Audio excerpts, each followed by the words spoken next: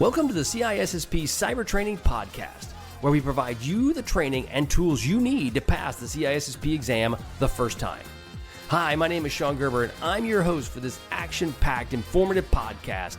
Join me each week as I provide the information you need to pass the CISSP exam and grow your cybersecurity knowledge. All right, let's get started.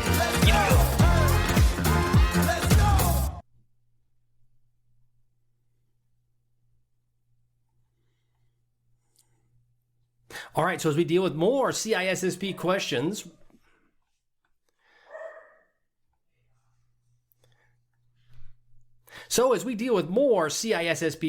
let's roll into another one out of Domain 1. Which of the following is an example of a violation of professional ethics for an information security professional? A, keeping sensitive information confidential and secure. B, providing accurate and complete information to clients and stakeholders. C, engaging in unauthorized access to systems or data. Or D, adhering to the organization's security policies and procedures. So again, which of the following is an example of a violation of professional ethics for the information security professional? A, keeping sensitive information confidential and secure. B, providing accurate and complete information to clients and stakeholders. C, engaging in unauthorized access to systems or data. Or D, adhering to organizations' security policies and procedures. So if you listen to that, you're going to basically go with what is an example of a violation of professional ethics. So as we're dealing with a violation of professional ethics, the correct answer would be C, engaging in unauthorized access to systems or data. So engaging in unauthorized access to systems or data is a violation of professional ethics for an information security professional.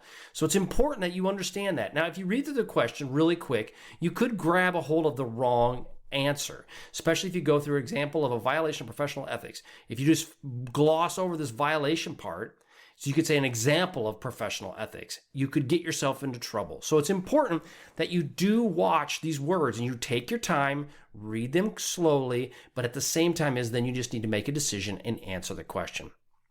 So again, answer is C, engaging in unauthorized access to systems or data. So next question. Which of the following is not, in capital words, a characteristic of professional ethics? Okay, so we've seen this question before, but they answered it a little bit different way. A, objective, D, consistent, C, universal, or D, subjective. Again, which of the following is not a characteristic of professional ethics? A, objective, B, consistent, C, universal, or D, subjective. The correct answer, obviously, is D. D is part of it when subjective is not a characteristic of professional ethics. Those are expected to be objective, consistent, and universal, meaning they apply to all members of the profession, regardless of their beliefs. Again, that's the other one. So bottom line is subjective is not a characteristic of professional ethics. All right, that's the next question. Which of the following is not a factor that information security professionals should consider when making ethical decisions? A, legal requirements. B, personal preferences. C, organizational policies. D, professional standards. Okay, so which of the following is not a factor that information security professionals should consider when making ethical decisions? A, legal requirements. B, personal preferences. C, organizational policies. D, professional standards. So again, if you look at the not a factor, which one of these is not a factor when considering making ethical decisions? So obviously legal, you need to always consider that.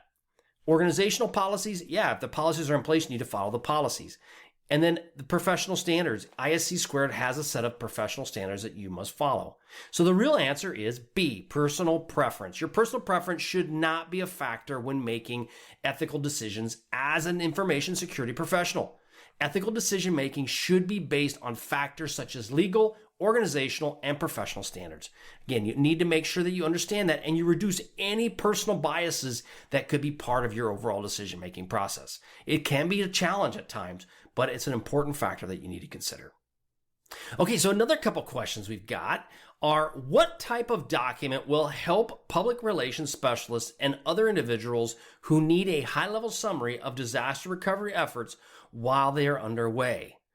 Okay, so what type of document will help PR people, public relations specialists, or other individuals who need a high-level summary of a disaster recovery efforts while they're ongoing? Okay, so you've got A, executive summary, B, technical guides, D, department-specific plans, or D, checklists. So if you listen to those three, executive summary, technical guides, department-specific plans, and checklists, which one would be pretty high level? Which one would provide a bigger picture of what exactly is occurring? And that is A, executive summary. So what type of document will help public relations specialists and other individuals who need a high-level summary of the disaster recovery efforts while they're underway? And the answer is A, executive summary. Now, if they needed something very specific, then you could get into department or technical guides. A checklist typically is not something you would use to help a public relations person, but possibly a technical guide or a specific plan that you may have for your department could be used. But when they mention the term high level, that is really designed for your entire organization. So again, keep that specific point in mind. Okay, so here's another question for you. What combination of backup strategies provides the fastest backup creation time? A, full backups with differential backups. B, partial backups and incremental backups. C, full backups and an incremental backup. Or D, incremental backups and differential backups. Okay, so the question is, what combination of backup strategies provides the fastest backup creation time? A, full backup with differentials. C, a partial backup with incremental. C, a full backup with incremental. And D, an incremental backup with differentials. So if you look at this, an easy way to glob onto it is, and it isn't always the case, but in many cases, if they're using full backups twice in this, both from a differential and from an incremental standpoint, if you don't know the answer, you can probably pick one of those two and you'll have at least a 50-50 shot. That isn't always the case, but when you're testing, that's an important factor. So again, any backup strategy must include full backups at some point in the process, whether beginning through there, whatever that might be. Incremental backups are created faster than differentials because of the number of files it is necessary to back up each time. So incrementals are only going at a specific increment, and therefore for a little bit at a time. So it's important to understand the fastest one would be a full backup and an incremental backup in combination together. Okay, the last question for this day is, what type of disaster recovery plan fully evaluates operational at the backup facility, but does not shift the primary operations responsibility from the main site? Okay, so let's talk about that. What type of DR plan fully evaluates the operations at the backup facility, but does not actually shift the primary operations responsibility from the main site? Basically means it's going, but it's not actually taking over. So that would be 1, a structured walkthrough, B, a parallel test, C, a full interruption test, or D, a simulation test. And again, so let's walk through this. The disaster recovery test that evaluates operations at the backup facility, but does not actually shift it over. So it wouldn't be a simulation test because it's a full up operations in your backup facility. It's also not a full interruption test because you're not moving it over. And then it's also not a structured walkthrough because you're actually going to be looking at the operations piece of your backup facility. So the actual answer is B, a parallel test. It involves moving personnel to the recovery site and gearing up for operations, but does not actually flip it over to day-to-day operations. Okay, so these are the exam questions I have for today. If you like it, awesome. Go ahead and check it out on different podcasts, and you're probably listening to right now. But go to CISSPCybertraining.com. There's a lot of other free stuff that's out there. Get on my email mailing list, and we will have some great information sent to you on a daily and weekly basis. All right, have a great day. I hope your CISSP studying is going well. We are here to support you. All right, we'll talk to you later. See ya. Catch you on the flip side. See ya.